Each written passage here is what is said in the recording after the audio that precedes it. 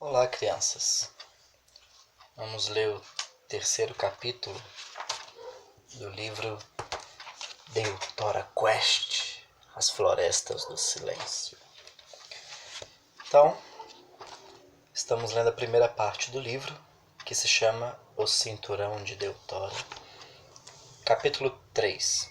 A Fuga. Sobressaltados, Endon e Jared se viraram. Brandini encontrava-se parado no vão da porta. Seus olhos fixos em Jared faiscavam de ódio. Como você ousa tentar o rei a se afastar do seu dever e da norma serviçal? Ele sibilou, entrando a passos largos na capela. Você sempre teve inveja dele e agora quer destruí-lo? Traidor, não! Jared exclamou. Ele voltou-se para Endon outra vez. Acredite em mim, ele implorou. Só estou pensando no seu bem. Mas Endon se afastou dele horrorizado. Jared mergulhou a mão dentro da camisa a fim de apanhar o livro, mostrá-lo ao amigo e provar que tinha boas ações para dizer o que disse. Cuidado, majestade! Ele tem uma faca! Brandini avisou, saltando para frente e puxando Endon para baixo de seu manto, como se quisesse protegê-lo. Ele gritou num tom esganiçado. Assassino! Traidor! Guardas! Guardas! Por um instante, Jared ficou imobilizado. Então, ouviu o som dos sinos de advertência. Escutou gritos de alarme e passadas pesadas aproximando-se da capela com um som surdo.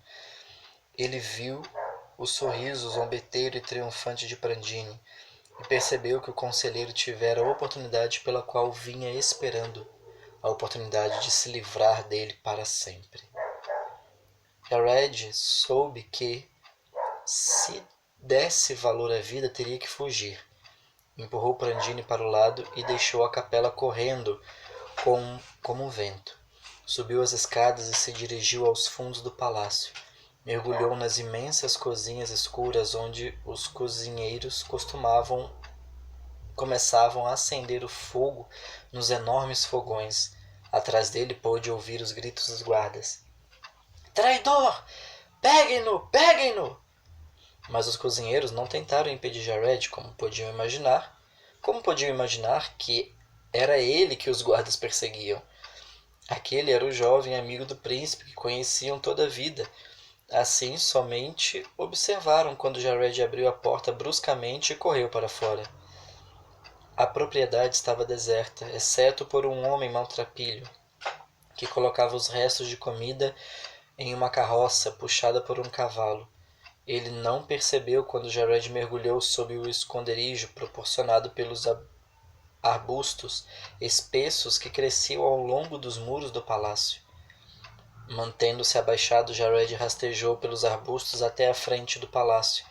Então, correu, esquivando-se e fazendo curvas até atingir a árvore próxima aos portões, onde, nos velhos tempos, tantas vezes ele e Endon haviam se escondido de mim.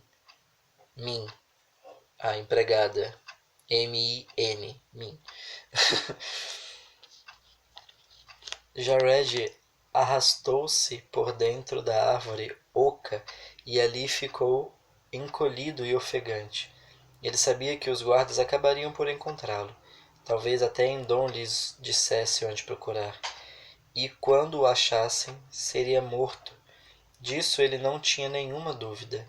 Amaldiçoou-se por sua impaciência, por assustar Endon com aquela conversa desvairada, enquanto ele ainda estava confuso, cansado e sofrendo por jogar o jogo de Brandini. Ouviu-se um som agudo e Não. Perdão. Ouviu-se um som agudo e chacoalhante não muito longe. Jared espiou com cuidado para fora e viu a carroça de lixo mover-se ao lado do palácio em direção aos portões. O velho homem encontrava-se sentado na frente e impelia o cavalo cansado, com tristes sacudidelas dos arreios. O coração de Jared deu um salto.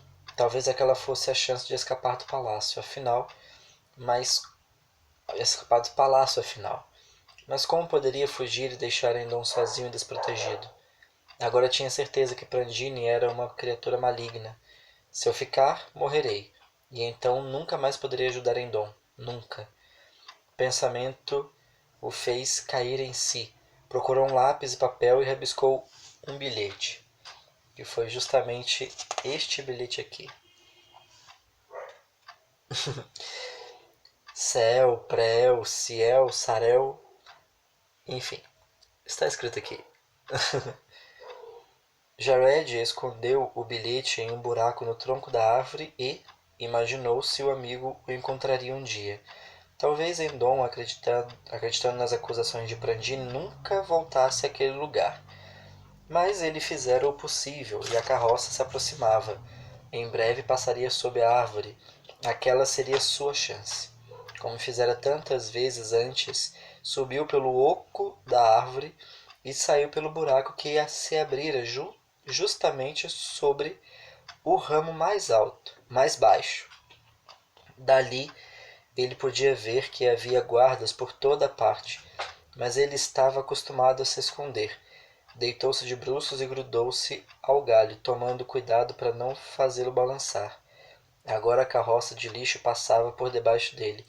Jared aguardou o momento exato e deixou-se cair com leveza na parte posterior, enterrando-se rapidamente na massa grudenta de restos até sentir que estava totalmente coberto. Crostras de pão, cascas de maçã e queijo bolorento, ossos roídos e bolos comidos pela metade apertavam-se contra seu rosto. O cheiro quase o fez sufocar. Fechou os olhos com força e prendeu a respiração. Podia ouvir os sons das patas do cavalo e os gritos distantes dos guardas que o procuravam. E, por fim, pôde ouvir o som do primeiro par de portões de madeira se abrindo com estrépito. Seu coração batia forte enquanto o cavalo prosseguia. Então, ele ouviu os portões sendo fechados atrás da carroça e o segundo par se abrindo. Breve, muito breve.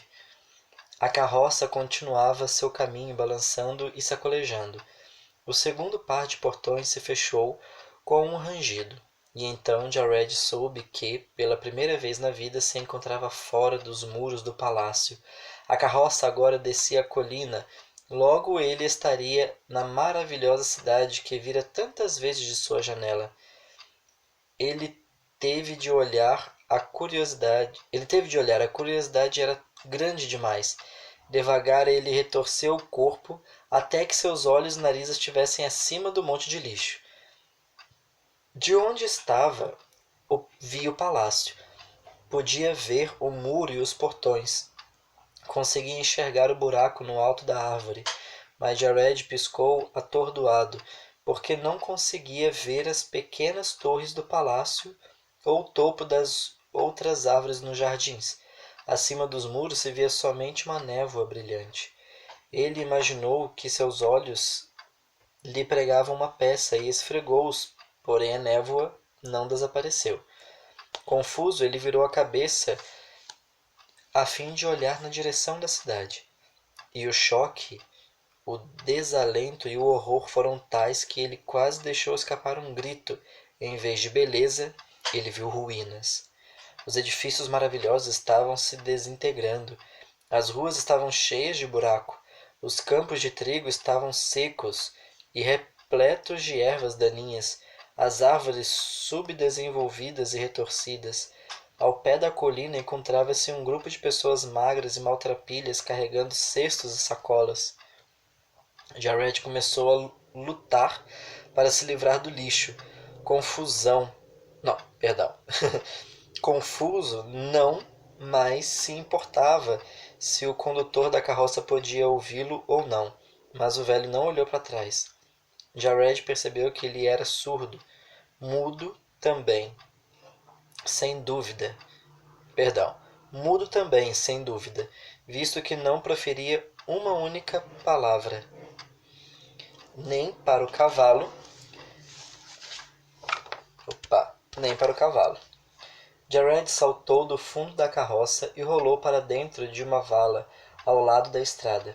Permaneceu deitado e observou a carroça avançar ao pé da colina e parar. O velho homem fitou algum ponto distante enquanto as pessoas maltrapilhas se aglomeravam sobre a pilha de lixos. Jared as viu brigando pelos restos das mesas do palácio, colocando ossos velhos, crostas e cascas de legumes nos cestos e em suas bocas. Elas estavam famintas. Desolado, Jared olhou para o palácio. Dali conseguia ver apenas as pontas das pequenas torres que se erguiam acima da névoa difusa. Talvez Endon estivesse olhando pela janela neste momento, observando a cidade. Ele estaria vendo paz, beleza e fartura. Ele estaria vendo uma mentira criada por quadros em uma tela nebulosa. Por quantos anos teria essa mágica maligna cegado os olhos dos reis e rainhas de Deltora? E a quem criara? E quem a criara? Palavras do livreto vieram à mente de Jared. Ele estremeceu, temeroso. O inimigo é inteligente, astuto, e no que se refere à sua ira e inveja, 1000 anos eram o mesmo que um piscar de olhos. O Senhor das Sombras estava atento. Muito bem, concluímos o 3º capítulo deste livro. Espero que vocês tenham gostado, crianças. Lembrem-se de mandar esse vídeo para os seus amigos, tá bom? E até o próximo capítulo. Tchau, crianças!